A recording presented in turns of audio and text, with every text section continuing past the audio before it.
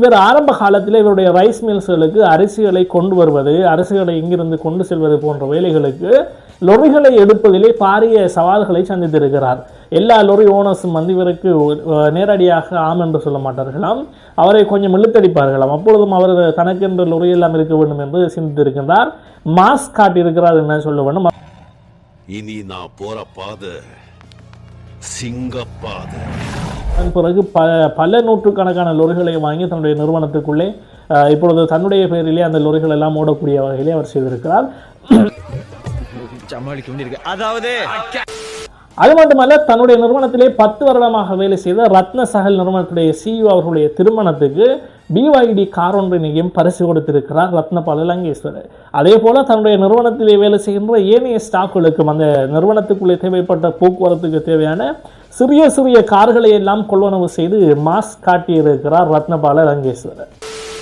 இலங்கையில rice industry என்றாலே 2 பேருக்கு தான் போட்டியே. 2 பேருக்கு நடுவுல தான் போட்டியே.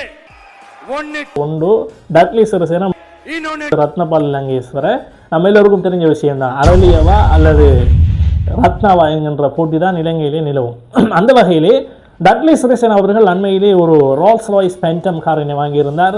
அதுதான் சமூக ஊடகங்களிலே பரவலாக பேசப்பட்டது. எல்லோருடைய வாயிலும் அந்த கார் தான் இருந்தது. எல்லோருடைய புகைப்படங்களும் எல்லோரும் ஷேர் செய்த போட்டோக்களும் டக்ளி சிறிசேனாவுடைய போட்டோக்களாக தான் இருந்தது. எனவே உங்களுக்கு தெரியும், ஏற்கனவே இவர்களுக்கு வாய்க்க வரப்பு சண்டை நடந்தது.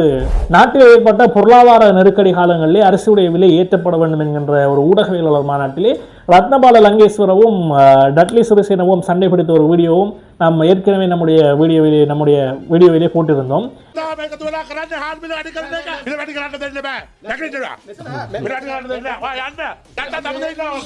எனவே அந்த வீடியோவும் பரவலாக பேசப்பட்டு ஒரு சலசலப்பை ஏற்படுத்தியிருந்தது. இருவருமே ஒரு போட்டி மிகுந்தவர்கள் என்றுதான் சொல்ல வேண்டும். அந்த அடிப்படையிலே டக்ளி சிறிசேன ஒரு காரினை, அதுவும் ரோல்ஸ் ராய்ஸினை வாங்கியதும், இலங்கையிலே விலை உயர்ந்த ரோல்ஸ் ராய்ஸை நான் வாங்கி காட்டுகிறேன் பாரடா அப்படின்னு